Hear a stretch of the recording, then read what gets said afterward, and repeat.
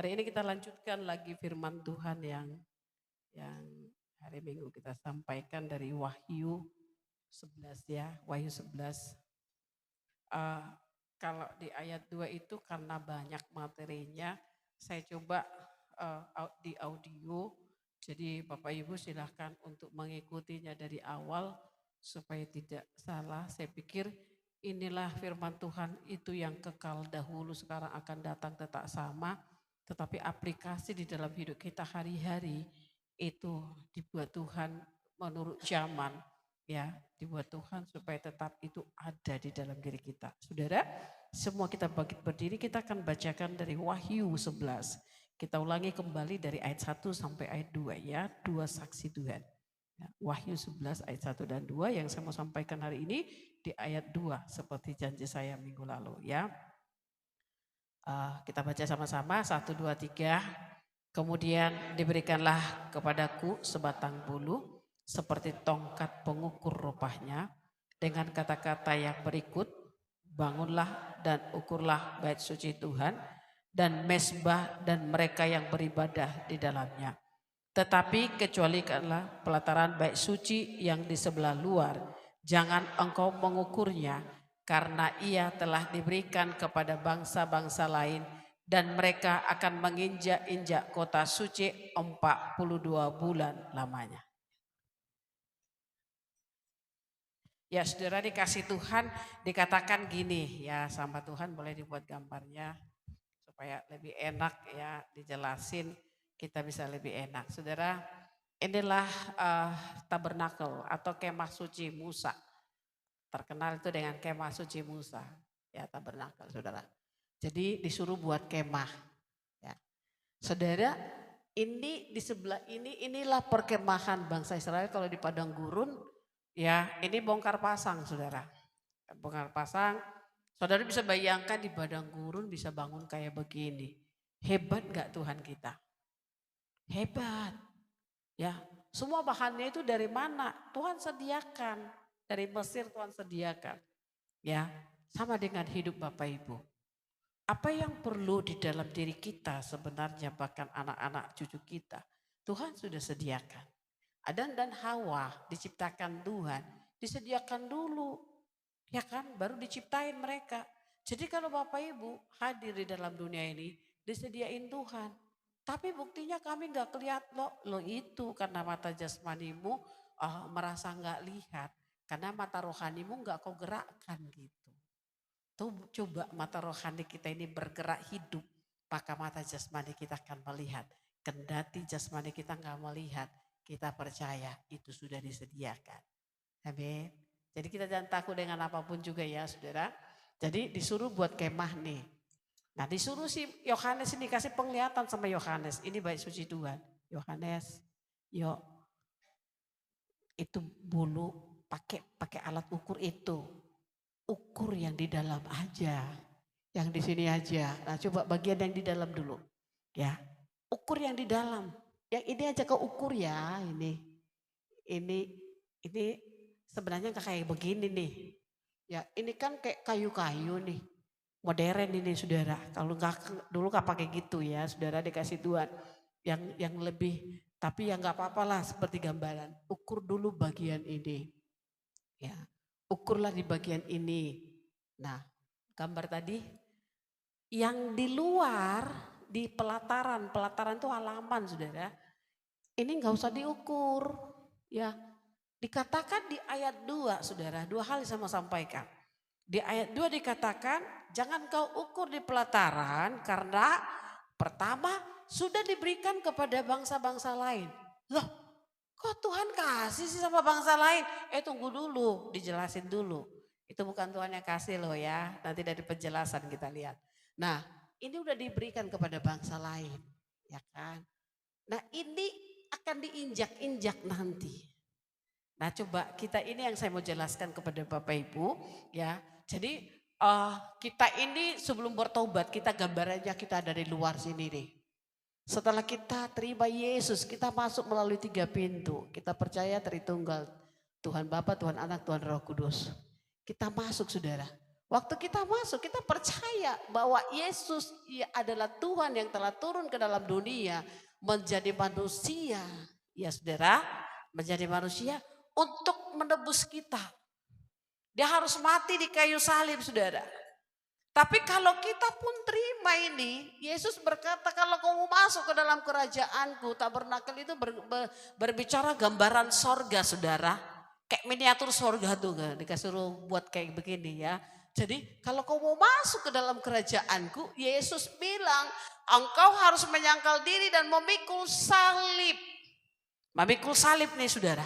Karena Yesus sudah mati memikul salib. Saudara lihat dan pernah nonton filmnya Tuhan Yesus, penyaliban Tuhan Yesus.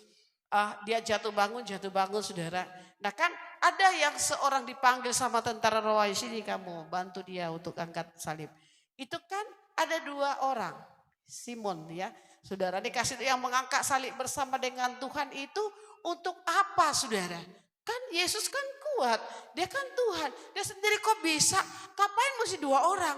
Saudara, Tuhan bilang, kalau engkau mau masuk dalam kerajaanku, engkau harus memikul salib, menyangkal diri, memikul salib. Jadi saudara, di dalam kita menyangkal diri memikul salib, terkadang kita secara manusia kita gak kuat. Perlu ada orang yang bisa mendukung, menopang. Kendati Roh Kudus yang memberi kekuatan kepada saudara. Tapi kita butuh manusia yang nyata kelihatan muka kita. Kita bisa melihat Paskah, kita bisa melihat Abi, kita bisa Putra, kita bisa melihat Yeremia. Kita butuh manusia untuk mendukung kita, menolong kita saudara. Bukan bergantung kepada manusianya saudara, dikasih tidak. Tetapi mereka sebagai alat Tuhan yang nyata diberikan Tuhan buat kita supaya kita kuat untuk melalui jalan Via Dolorosa saudara. Jadi kalau kita mengikuti itu saudara dikasih Tuhan sampai di sini. Nah ini ada kolam pembasuhan atau bejana pembasuhan di dalam Keluaran ya saudara dikasih Tuhan.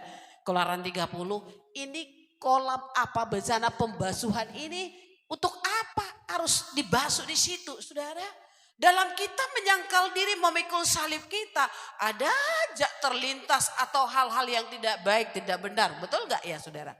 Jangan kita mengira orang yang sudah menyampaikan firman di sini, jangan kita mengira orang yang selalu melayani Tuhan dengan baik. Jangan kita mengira seperti firman yang saya sampaikan hari ini melalui audio saudara dikasih Tuhan.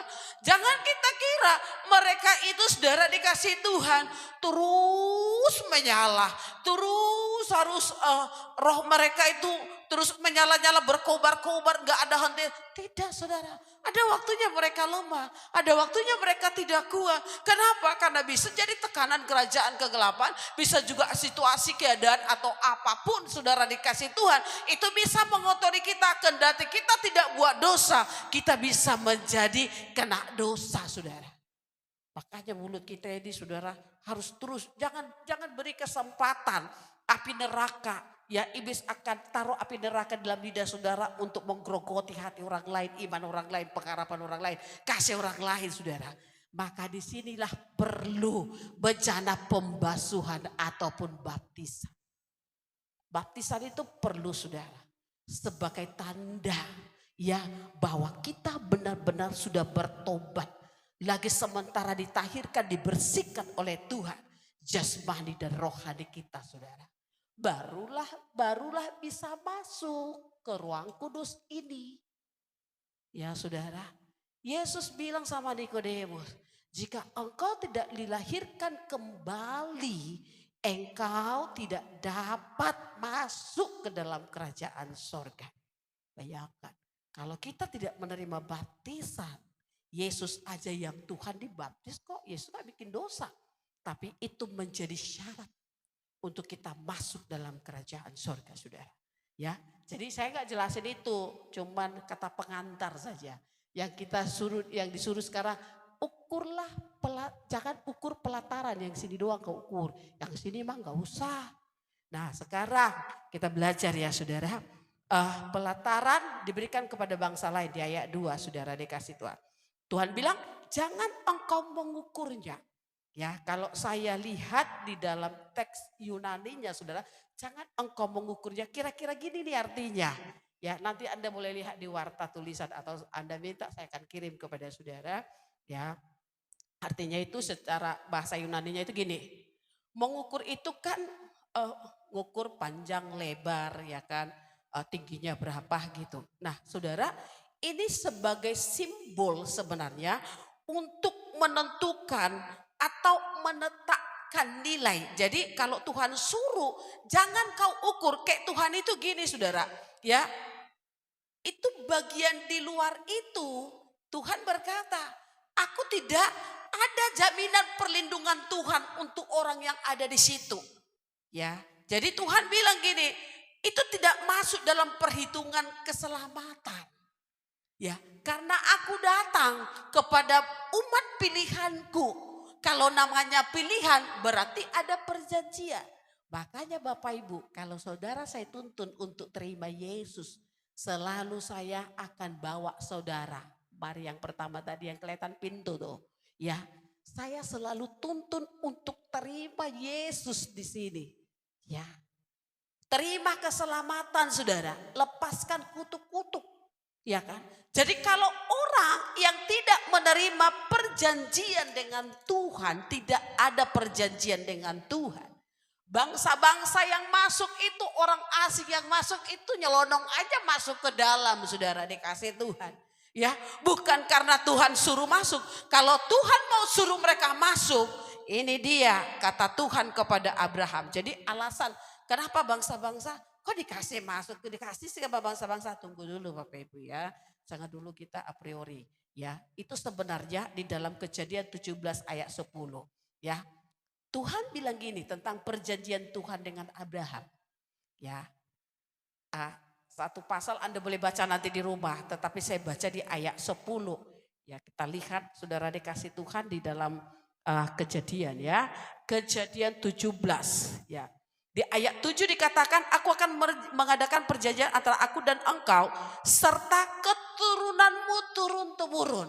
Abraham mah sudah enggak ada. Tetapi turun-temurun, namanya pilihan Israel masih tetap ada enggak sampai hari ini? Masih. Jadi itu berlaku perjanjian dari Abraham dulu sampai turun-temurun sampai hari ini berlaku saudara. Dibilang di ayat 7, Kejadian 17 ayat 7 dikatakan turun-temurun menjadi perjanjian kekal. Ini belum ditipek sama Tuhan, belum di-delete, belum dihapus sama Tuhan. Masih tetap berlaku sampai sekarang saudara. Sudah sampai di situ ayat 10 dibilang begini. Inilah perjanjianku yang harus kamu pegang, perjanjian antara aku dan kamu dan keturunanmu. Jadi bukan hanya dengan Abraham, dengan kamu dan keturunan. Nanti perjanjian itu kembali diulang lagi sama Tuhan sama Ishak dan keturunannya seterusnya sampai kepada kekal saudara. Nah di sini dikatakan setiap laki-laki di antara kamu harus disunat. Itu ya di ayat 11, di ayat 11 dikatakan harus dikerat kulit katannya dan seterusnya saudara. Nah di sini dikatakan orang-orang yang lahir di rumahmu, jadi kan dulu kan banyaknya pembantu-pembantunya si Abraham ini. Adalah yang dibeli dari orang lain, dari bangsa lain gitu. Nah karena tinggal di rumahnya disuruh kalau mau tinggal di rumah Abraham karena Tuhan sudah mengikat perjanjian dengan Abraham. Seluruh yang menjadi milik Abraham yang berada di dalam perjanjian Tuhan. Maka mereka yang lahir di rumah Abraham maupun Abraham sendiri dan semua laki-laki yang ada dalam rumahnya itu haruslah disunat saudara. Ya, sunat jasmani. Tetapi ketika Yesus lahir ke dalam dunia ini dia mati di kayu salib. Semua umat Israel, kalau Israel sekarang masih tetap mengadakan sunat. Tetapi untuk kita yang pilihan orang Israel, ya saudara yang dicangkokkan, sunat rohani ini, sunat hati lah yang diperlakukan buat kita. Sampai di situ saudara, jadi sunat itu sebagai tanda ya, ini tanda perjanjian Tuhan dengan Abraham. Dari keturunan sampai kekal, itu berlaku saudara. Jadi orang yang tidak disunat, ya orang yang tidak disunat ini, nanti kalau kita baca di ayat 17 itu, orang yang tidak disunat, saudara, itu tidak masuk dalam perjanjian. Jadi kalau Tuhan mengikat perjanjian kepada Bapak Ibu, maka ada satu jaminan Tuhan dalam hidup Bapak Ibu. Apa? Keselamatan, pemeliharaan, penjagaan. Jadi kalau saudara telah diikat dengan perjanjian, maka ada jaminan keselamatan. Ada dipelihara Tuhan. Selagi Anda dalam dunia ini, Anda dipelihara, dijamin oleh Tuhan. Ya saudara. Jadi karena mereka tidak ada perjanjian dengan Tuhan, tidak terikat perjanjian dengan Tuhan, ya Tuhan lihat. Gak ada kok jaminan untuk aku memelihara mereka. Makanya Tuhan tidak kasih. Dulu Tuhan bilang, kalau tidak disunat, baiklah dia dilenyapkan. Benar, saudara. Ya, jadi kalau tidak disunat, di sini kan dikatakan, maka di dalam peraturan itu, saudara, bangsa orang-orang lain yang dikasih itu kenapa bisa sampai ke bangsa orang-orang bangsa-bangsa ada di situ? Saudara ingat waktu kepemimpinan daripada Donald Trump terakhir, saudara dikasih Tuhan, ya tahun terakhir dalam kepemerintahan dia kalau tidak salah dia membuat perjanjian damai Israel dengan tetangga-tetangga di sekitarnya. Ada beberapa negara itu, ya saudara dikasih Tuhan, ya. Mengikat perjanjian, karena perjanjian damai itu namanya juga udah berjanji. Ya boleh dong kalau kami ke Yerusalem gak apa-apa, masuk saudara. Padahal Tuhan udah bilang, yang masuk ke dalam bait suciku, yang masuk ke dalam kota suciku itu kata Tuhan, hanya mereka yang bersunat. Ya saudara, seperti itu, kira-kira seperti itu. Paham ya sampai di situ? Ya, jadi bukan Tuhan yang suruh. Bukan Tuhan yang kasih. Karena kelemahan dan kelalaian bangsa pilihannya sendiri. Sampai bangsa lain. Maka sekarang bangsa-bangsa itu yang diikat perjanjian kan bebas mau masuk. Ya, gak ada hambatan mereka mau masuk, saudara dikasih Tuhan. Semenjak perjanjian itu. Ya. Nah, disinilah letaknya mereka mulai keluar, ya. Loh, ini kan sudah ribuan tahun. Kejadian itu kan baru beberapa tahun terakhir ini. Saudara, ini kan firman di kejadian ini dan di keluaran ini zamannya Musa, ini sudah ribuan tahun yang lalu. Saudara, ingat Tuhan itu tahu apa mau terjadi ribuan tahun ke depan, Tuhan sudah tahu. Makanya Tuhan tahu masa depan saudara seperti apa. Dia tahu Anda akan rusak dan hancur, makanya dikasih firman ini kembali untuk menarik cinta saudara kepada Tuhan. Tuhan sementara menghindarkan daripada kehancuran saudara. Maka dikasihlah firman ini buat Bapak Ibu dan saya. Dia tahu kita tidak kuat untuk mengalami itu saudara. Ya saudara dikasih Tuhan. Jadi juga saudara Yesekel. Coba kita lihat dulu Yesekel 44 ya. Ayat 6 dikatakan. Ini Tuhan ngomong sama Yesekel ini ya. Tuhan dengan tegas menyatakan orang asing mah yang tidak bersunat ya. Yang tidak boleh masuk ke tempat rumah Tuhan, karena itu kan menajiskan saudara. Menunjukkan bahwa secara fisik sunat jasmani, maksudnya sunat jasmani ini ya, sunat hati pun tidak ya, tidak boleh masuk ke dalam bait suci Tuhan. Di Yesekel 44 ayat 6 saya bacakan saudara. Katakanlah kepada kaum pemberontak yaitu kaum Israel, beginilah firman Tuhan Yahweh. Cukupkanlah perbuatanmu yang keji itu hai kaum Israel yang membiarkan orang asing. Ya, membiarkan orang asing. Yaitu orang yang tidak bersunat hatinya maupun dagingnya masuk ke tempat kudusku dengan kehadirannya. Mereka menajiskan waktu kamu mempersembahkan santapanku yaitu lemak dan darah. Dengan berbuat begitu kamu mengingkari perjanjianku daripada dengan segala perbuatan yang keji yang sudah. Waktu di zamannya Abraham saudara dikasih Tuhan gak boleh. Mau masuk ke lingkarannya Abraham orang-orang tidak bersunat gak bisa saudara. Ya, waktu di PL itu tuh ketat saudara. Kenapa sekarang gak ketat? Nah itu dia Bapak Ibu. Kalau kita sudah dari dalam perut, dari dalam rahim mama kita sudah jadi orang Kristen. Ketika kita pulsik keluar saudara dikasih Tuhan, kita mulai mengenal. Mungkin ikut sekolah minggu, anak-anak saudara yang dari kecil sudah di sini. Sudah 15 tahun mereka sekarang sudah anak remaja. Berbahagialah saudara, karena mereka terus diisi yang benar. Ya saudara, Tuhan sudah ajari yang benar. Nah di sini bangsa Israel, kenapa mereka bisa jadi berubah setia? Keadaan saudara. Kesuksesan mereka membuat mereka juga membutuhkan orang lain. Padahal Tuhan yang mereka sembah sanggup kok menyediakan semua yang mereka butuhkan. Tuhan bisa menggerakkan bangsa manapun untuk memenuhi apa yang menjadi kebutuhan bahan dasar yang diperlukan oleh Israel. Israel itu kan pintar saudara. Ya kan? Tuhan bisa buat kok. Lihat kalau katanya kalau lihat dari udara gitu ya, dari langit sana saudara, sekitarnya itu gersang. Tapi Israel itu kok bisa hijau-hijau?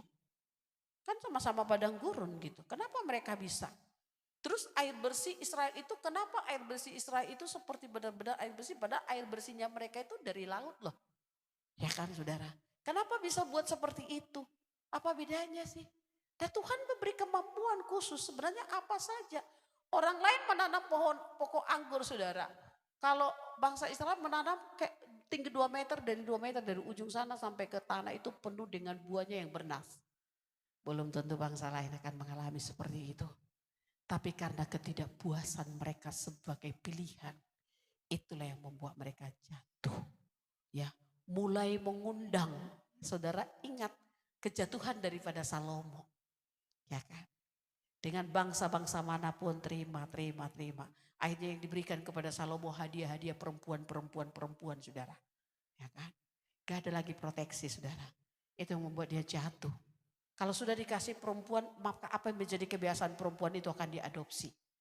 Ya, lihatlah Ahab saudara. Istrinya bukan orang Israel saudara dikasih Tuhan. Ya, pada saat Isabel diambil oleh Ahab saudara. Apa yang disembah oleh Isabel Baal, maka Ahab juga menyembah Baal saudara. Makanya Tuhan sebenarnya enggak kasih. Jadi kita anak-anak Tuhan itu enggak bebas jadi bikin Tuhan kita bergaul saudara. Ada pergaulan, ini pergaulan yang buruk merusak kebiasaan yang baik kata Amsal ya saudara. Jadi kita sekalipun kita anak Tuhan, dengan siapa aja orang bisa mengenal dan tahu tentang kita. Tetapi tidak kita harus mengadopsi apa yang menjadi kebiasaan mereka. Seharusnya kita inilah yang menjadi patron sorga. Orang akan melihat dalam diri kita untuk mempraktekkan dalam hidup mereka. Nah di hari-hari terakhir ini berubah saudara.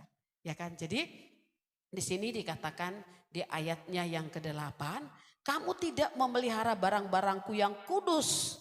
Dan kamu mengangkat mereka untuk memelihara kewajibanmu terhadap aku di dalam tempat kudus. Kesalahan fatal dikerjakan saudara.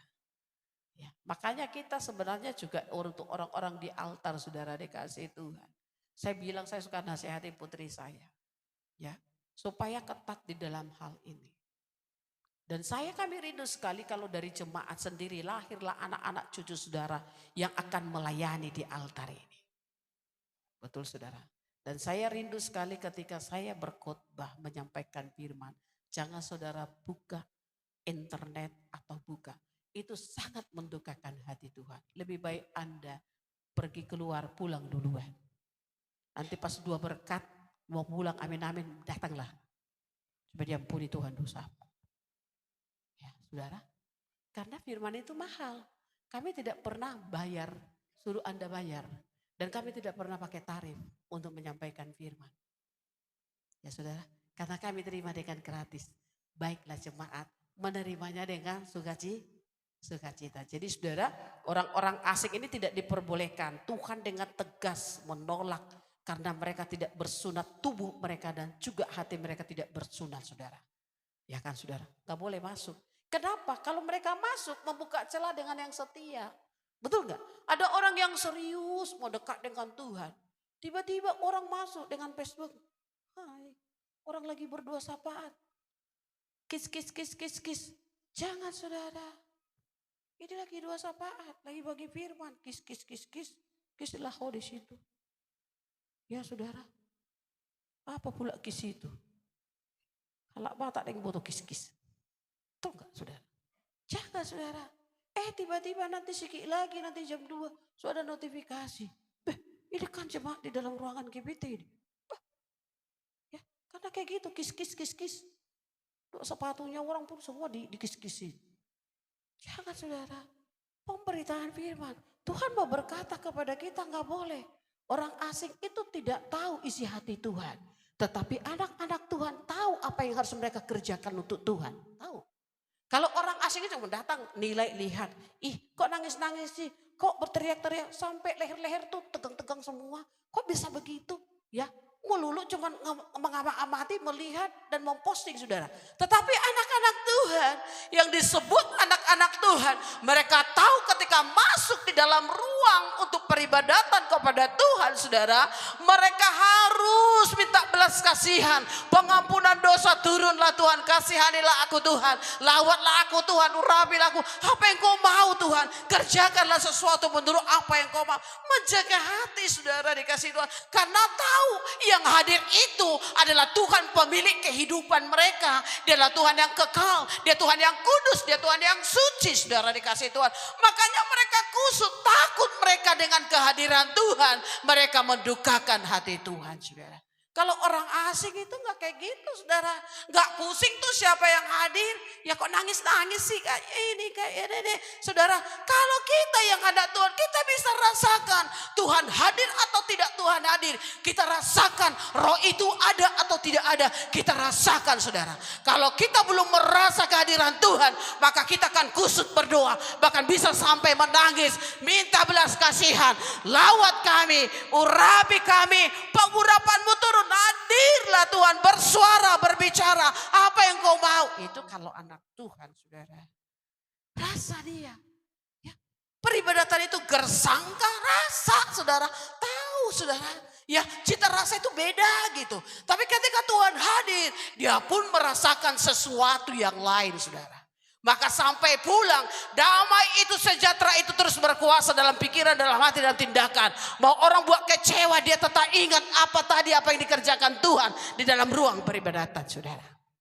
Makanya Tuhan larang. Ya kan kalian bawa yang kalian kerjakan menjadi bercacat saudara. Ya kan menjadi bercacat. Ya apa yang dikerjakan menjadi bercacat. Ya. Mereka menerima sudah jasmani, tapi Tuhan juga mengajar mereka harus menguduskan diri mereka secara rohani mereka. Bersunat hati juga harus ada, saudara. Makanya banyak Israel yang masih di pelataran, belum bisa masuk ke ruang kudus. Kenapa? Mereka memang umat pilihan Israel sudah bersunat, tetapi sunat hati mereka belum miliki. Akhirnya mereka mati dibunuh Tuhan di situ, saudara. Ya kan?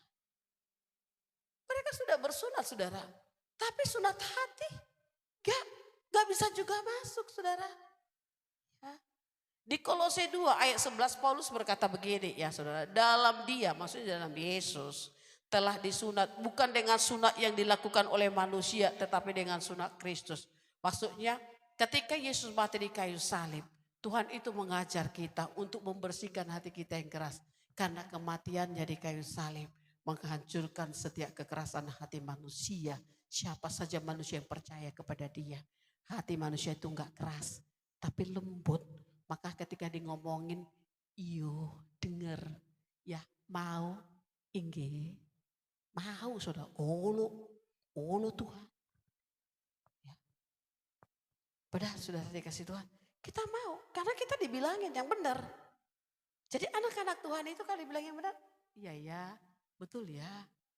Tahu saudara, ininya jalan, ya, saudara. Jadi mereka yang diam di ruang kudus itu, ya, kalau mereka tidak bersunat hati gak bisa masuk mah. Mereka cuma di pelataran. Saya bilang minggu lalu saudara, kenapa yang di luar itu gak boleh diukur? Cobalah saudara diperhatikan. Umpama kita ini ya saudara ibadah di lantai 1. Dibuka semua pintu-pintu dan banyak orang juga di luar. Akan berbeda orang yang di dalam dengan di luar. Saya katakan minggu lalu toh. Ya kan? Orang yang di luar berisik sedikit langsung mata kesah. Karena manusia tidak tahan bertara. Kalau digoda, pasti akan lihat. Ya kan? Ya kalau ada misalnya penggoda, cantiknya rupanya aku. Padahal lagi khotbah, lagi berbicara firman di sana saudara dikasih, betul gak? Ya, datanglah bunyi aneh-aneh nanti udah pasti lihat. Ya betul gak saudara? Akan berpengaruh untuk melihat seperti itu. Tapi kalau di dalam yang ngomongin melulu tentang kebenaran, mengajar firman. Ya, kalau pengajarnya udah mengerti, tapi Anda melihat, maka yang mengajar di sini, sotung maponggol pung ahabi, apa ini? Rukung mih, gitu kan?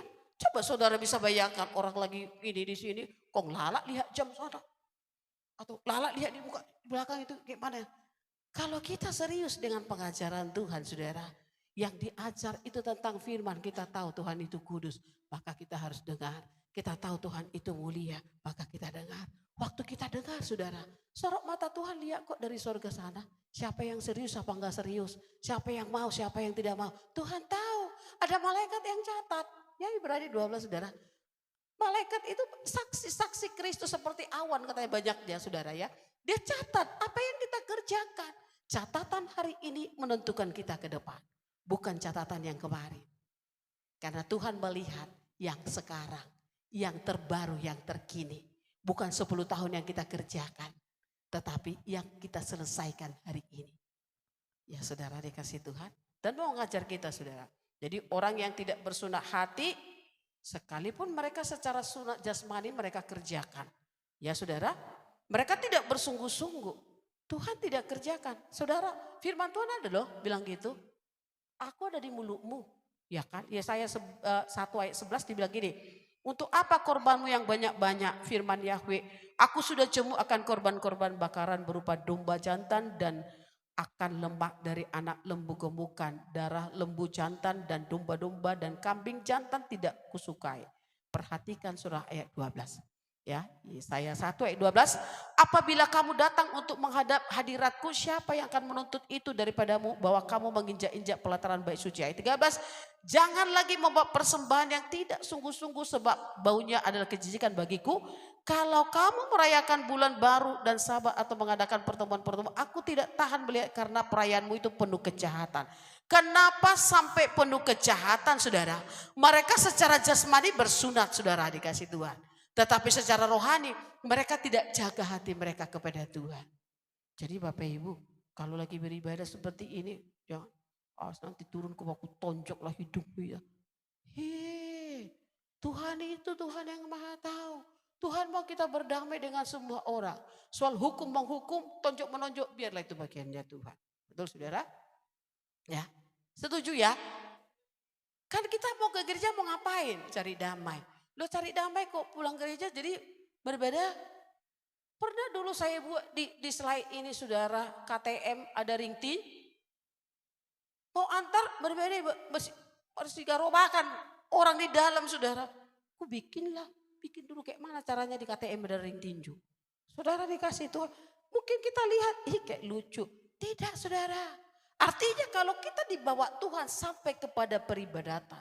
Itu Tuhan hadir, Tuhan melawat. Tuhan lagi bersihkan segala tali-tali apapun yang mengikat kita. Kalau tali duka cita Tuhan mau gunting.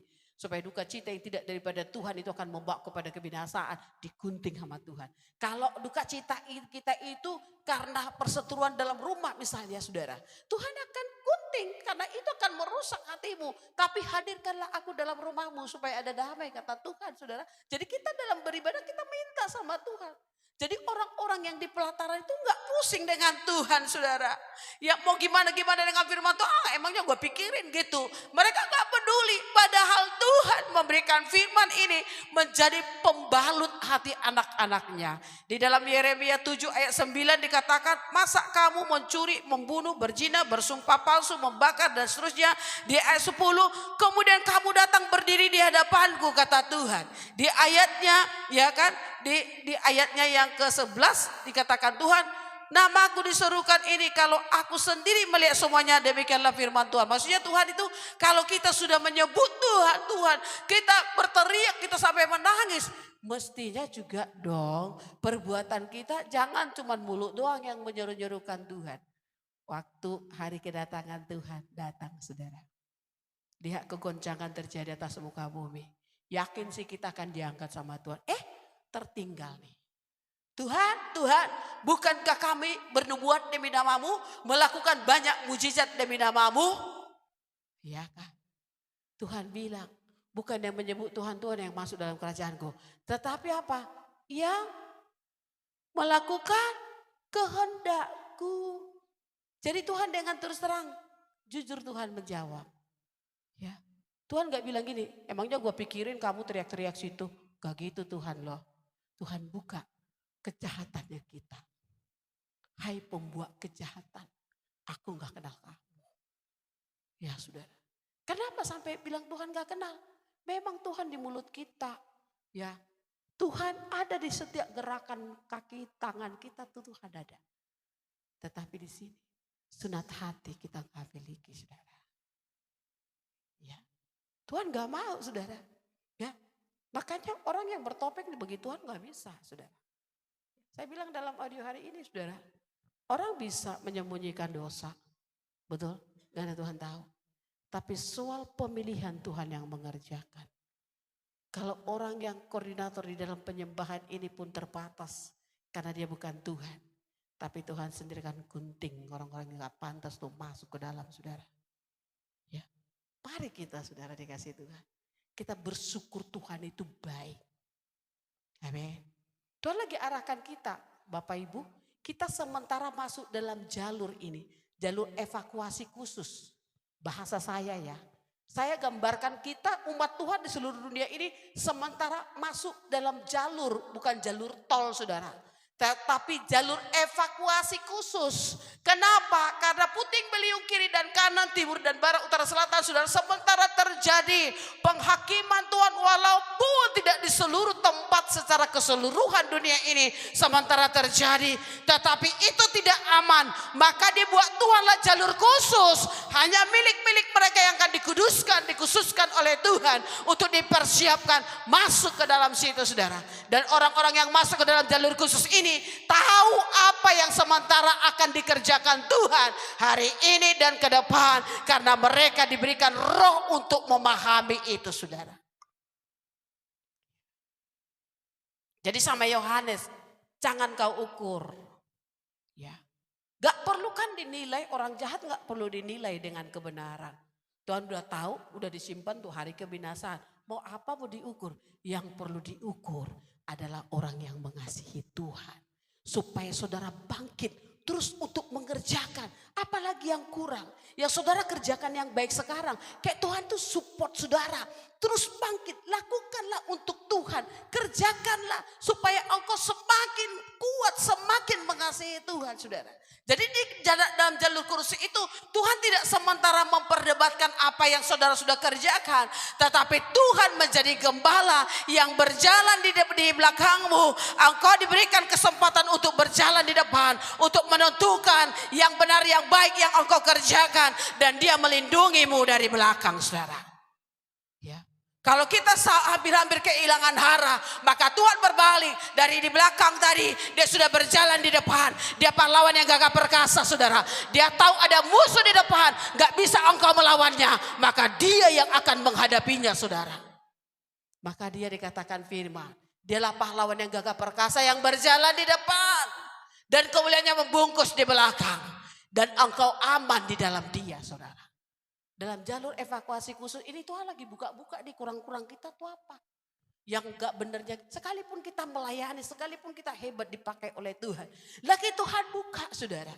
Ya, roh kebenaran itu lagi membuka celah-celah mana yang harus diperbaiki. Itu masuk dalam jalur evakuasi khusus saudara. Ya. Tapi kalau dalam hidup kita aman-aman juga gak pernah tuh Tuhan nasihati gak pernah. Wah itu bahaya saudara dikasih Tuhan. Mari bergumul dengan Tuhan. Minta sama Tuhan supaya engkau ada di jalur evakuasi khusus itu. Maka siap sedia saudara. Ketika engkau dinasihati engkau tidak melawan. Tapi engkau berkata iya juga ya. Iya terima kasih ya Tuhan. Ya. Kalau itu hal-hal tidak menguntungkan pun engkau berkata melihat. Coba lihat secara positif saudara. Apa sih yang dimau Tuhan? Kalau kita sudah kerjakan saudara, apakah Tuhan kasih pujian? Ya, Tuhan kasih itu penghargaan sebenarnya. Yang kita nggak ngerti aja bahasa Tuhan saudara. Ya.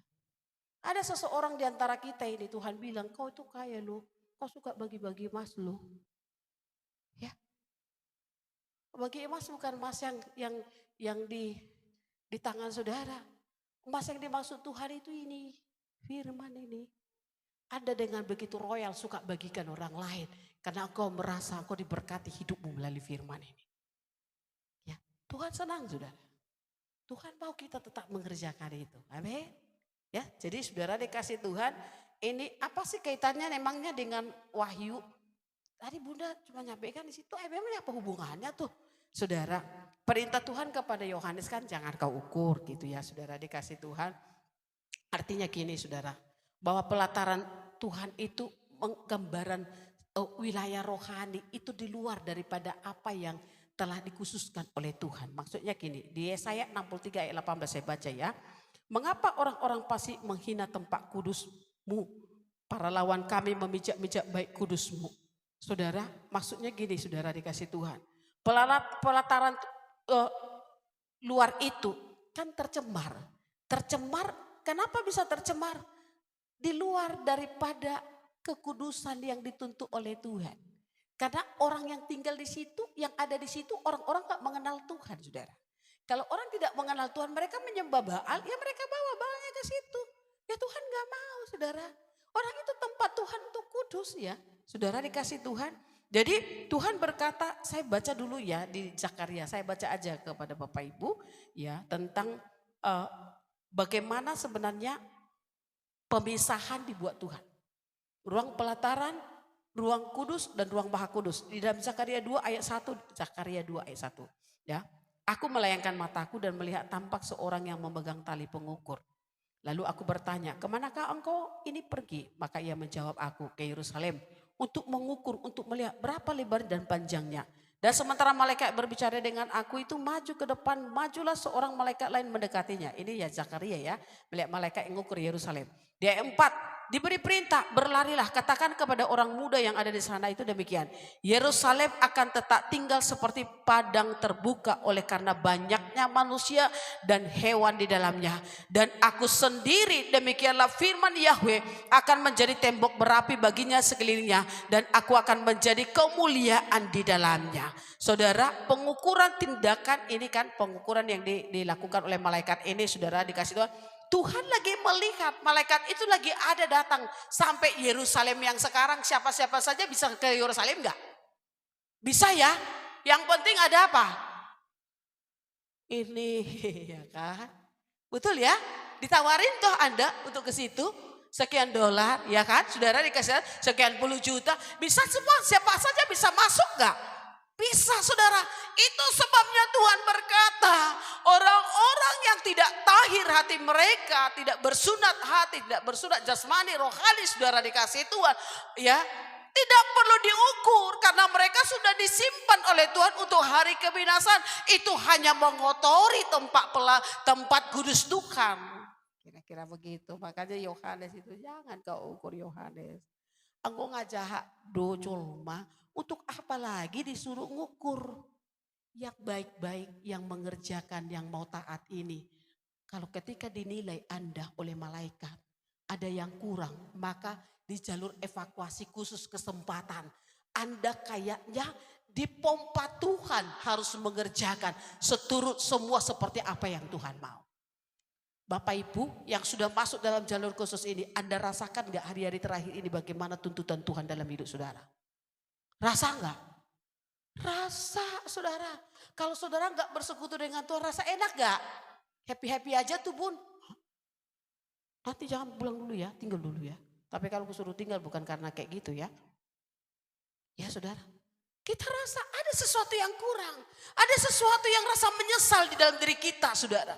Makanya kita perlu kita menyelesaikan. Tuhan bawa, Tuhan angkat. Mana yang tidak baik Tuhan lagi potong saudara. Ranting-ranting yang tidak menghasilkan buah lagi digunting sama Tuhan. Supaya tidak menghalangi ranting yang berbuah saudara. Tidak merusak apa buah yang sudah ada. Jadi kita yang lagi dipersiapkan oleh Tuhan. Ini kan Yesekiel ini disuruh ngukur. Dan si Zakaria saudara dikasih Tuhan. Di dalam Zakaria 15, 1 ayat 15. Tetapi sangat besar murkaku terhadap bangsa-bangsa yang merasa dirinya aman. Sementara aku murka sedikit telah membantu menimbulkan kejahatan. Sebab itu beginilah firman Tuhan. Ya, aku kembali lagi ke Yerusalem dengan kasih sayang. Rumahku akan dirikan pula di sana, demikian firman Yahweh semesta alam. Tali pengukur akan direntangkan lagi di atas Yerusalem. Artinya saudara tuh, arti firman ini saudara sebagai simbol ya, bahwa perlindungan, pengakuan, penandaan milik Tuhan tetap dikerjakan oleh Tuhan. Biar bangsa-bangsa manapun datang ke pelataran itu saudara, tetapi Tuhan yang menjadi milik Tuhan telah ditandai oleh Tuhan. Mereka diukur oleh malaikat itu saudara, untuk dipersiapkan. Mereka lagi dibawa masuk ke dalam jalur khusus saudara, dikasih oleh Tuhan. Untuk apa? Disempurnakan iman mereka, disempurnakan pengharapan mereka. Iblis tahu ini orang-orang ini kalau pengharapan mereka tetap utuh sama Tuhan, maka mereka akan dipersiapkan masuk kerajaan surga. Maka yang dibuat iblis adalah merusak, menghancurkan dasar-dasar hati dengan menembaki dari tempat yang tersembunyi, supaya dasar-dasar hati itu runtuh dan hancur. Kalau pengharapan kita sudah runtuh, bagaimana kita mau berharap kepada Tuhan? Bagaimana mau iman kita semakin tambah? Bagaimana kasih kita kepada Tuhan akan semakin nyata? Enggak bisa. Kalau pengharapan kepada Tuhan sudah punah, sudah runtuh, sudah hancur, enggak bisa saudara. Yang masih adanya pengharapan, ya tetap berharap sama Tuhan, iman naik. Betul enggak? Keadaan apapun tetap berendak Tuhan. Sekalipun engkau tidak beri kesempatan buat aku menurut keinginanku, tetapi menurut apa yang kau mau. Pengharapan kepada Tuhan membuat Anda maju menaiki tangga-tangga iman saudara. Seperti apa yang Tuhan mau. Ya kan? Nah kalau pengharapan sudah hancur, sedikit pengharapan, firman Tuhan berkata tidak mengecewakan. Ya, karena Tuhan akan bekerja yang sedikit itu untuk menambahkan kualitas iman, untuk menambahkan kualitas kasih kita kepada Tuhan. Sehingga menjadi sempurna saudara. Jadi tadi kan dibilang itu bangsa-bangsa lain. Berarti bukan Tuhan dong yang kasih bangsa-bangsa itu masuk ke dalam kan? Siapa? Kelemahan bangsa Israel. Nah dikatakan ini dia saudara. Bagian yang terakhir ya. Mereka akan menginjak kota suci. Dikatakan di sini pakai periode ya. 42 bulan. 42 bulan itu saudara dikasih Tuhan sama dengan 3,5 tahun, sama dengan 1260 sekian ya, kira-kira hampir dekat-dekat lah ya. Nah itu sudah dinyatakan di kitab Daniel. Di dalam Daniel 7 ayat 25 ya, Tuhan sudah berkata ya, ini orang-orang yang mendiami atau tinggal atau ada di pelataran itu. Mereka dikatakan di sini ya saudara dikasih Tuhan, mereka akan menduduki bait suci Tuhan. Bahkan dikatakan akan menganiaya orang-orang kudus milik yang maha tinggi. Dikatakan berapa? 1 masa, 2 masa, setengah masa. 1 masa itu 1 tahun. Kalau 2 masa berarti 2 tahun. 1 tambah 2 berarti 3 tahun. Setengah masa berarti setengah tahun. Berarti 3,5 tahun. Daniel sudah membuka itu saudara dikasih Tuhan. Karena Tuhan sudah kasih lihat sama Daniel. Walaupun dia tidak mengerti, tapi dia paham. Inilah yang akan terjadi ke depan saudara dikasih Tuhan. Kenapa? Karena kecerobohan bangsa sendiri. Ya, memberi kesempatan peluang-peluang untuk orang-orang yang tidak bersunat hati masuk ke dalam. Yang penting asallah ya suruh masuk semua ke dalam. Gak menjaga kekudusan tempat Tuhan mereka hadir. Saudara. Ya. Kalau di dalam Wahyu 13 ayat 5 dikatakan. Itu tadi kan saya katakan sudah dikatakan di kitab Daniel. Kitab Wahyu. Kepada binatang itu diberikan mulut yang penuh kesombongan dan hujat kepada yang diberikan juga kuasa untuk melakukannya 42 bulan lamanya. 42 bulan itu kan 3,5 tahun saudara. Ya. Atau di dalam Wahyu 12 ayat 6 dan seterusnya saudara. Artinya gini, Tuhan mau mengajar kita. Tuhan kasih peringatan sama kita saudara. Ya. Sekalipun Bapak Ibu ada dalam ruangan ini beribadah bersama-sama. Ada yang menaruh hati kepada Tuhan. Maka malaikat itu ukur mereka. Malaikat itu ukur. Ukurlah orang-orang yang beribadah di dalamnya. Diukur. Dilihat. Artinya diukur itu bukan diukur. Berapa tingginya Gebi, berapa tingginya Ruth. Enggak gitu saudara. Yang diukur itu dinilai. Penilaian secara rohani. Apa yang sudah dikerjakan oleh anak Tuhan ini. Ketika diukur saudara. Kalau sampai disuruh ukur berarti ada yang istimewa. Ya. Jadi kalau saudara enggak diukur, ingat saudara, itu sudah disimpan ke tempat lain. Disimpan untuk hari kebinasaan. Tapi kalau saudara diukur, Saudara tahu enggak? Ketika saudara diukur, lihat, dinilai. Oh ini yang kurang. Maka roh itu akan datang ke hatimu. Ketika engkau dikasih firman, engkau tahu, oh yang ini ya Tuhan, ini yang harus kuperbaiki. Nah, diukur lagi, ini masih kurang. Ya kan? Tidak orang lain saudara. Roh itu akan berbicara, dia akan meneguhkan. Kalau dipakai orang lain untuk meneguhkan, hanya bagian daripada alat Tuhan untuk meneguhkan saudara. Ya saudara dikasih Tuhan, meneguhkan kita. Karena terkadang kita perlu dukungan, betul enggak? Kita sampaikan sama Tuhan, ada nyata bahwa Tuhan itu nyata. Pakai siapa saja untuk mengingatkan saudara, kasih firman sama saudara. Sama dengan ibu ini, dia mau pergi ke sesuatu tempat pada hari Selasa kemarin saudara, ya kan? Tapi ibu papahan kasih firman, dia rasa diteguhkan dengan firman, berarti aku harus berjalan dengan kekuatan Tuhan. Setelah sampai di situ, pas perjamuan ditutup lagi dengan perjamuan, dia menjadi laskar-laskar yang harus menyatakan kerajaan Tuhan kepada banyak orang. Diteguhkan, kan dia nggak bilang-bilang sama ibu papahan, dia nggak bilang-bilang sama yang petugas perjamuan yang kasih, ini pilih dah. Odo tuh gak ada gitu saudara. Semua dalam pengaturan Tuhan. Jadi hari ini saudara, minta kepada Tuhan supaya Tuhan ukur saudara. Kalau ketika dia ukur, maka dia akan perbaiki. Dia tidak buang saudara, tetapi diperbaiki, dibersihkan. Hal apa lagi yang bercacat, dia terus datang meneguhkan iman, pengharapan, kasih saudara kepada Tuhan. Saudara tahu? Diinjak, kenapa sampai diinjak-injak? Yesus sudah berkata saudara dikasih Tuhan.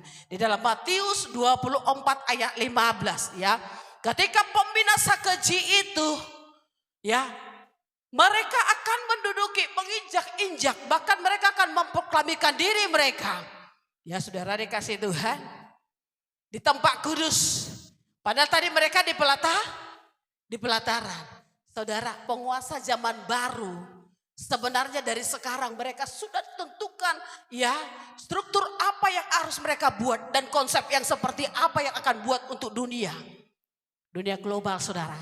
Mereka sudah menggolkan satu pemimpin dunia, satu saja. Maka agama juga satu saja saudara dikasih Tuhan. Ya, makanya di mana-mana didirikan patung-patung. Patung-patung itu pembinasa keji saudara. Itu kekejian bagi Tuhan. Akan dibangun di seluruh muka bumi ini di mana ada patung, supaya semua nanti akan sujud menyembah patung itu seperti yang dikatakan di dalam Wahyu 13 saudara. Ya. Ada lihat sendiri sekitar saudara lagi dibangun? Gitu saudara. Ini lagi dibawa ke situ. Ya. Pembinasa keji sudah berdiri, sudah buat, tinggal menentukan golnya kapan saudara dikasih Tuhan. Lagi menuju ke situ. Jadi kalau kita sebagai umat Tuhan tidak masuk dalam jalur khusus saudara evakuasi tadi, kita tidak tahu apa yang sementara terjadi saudara.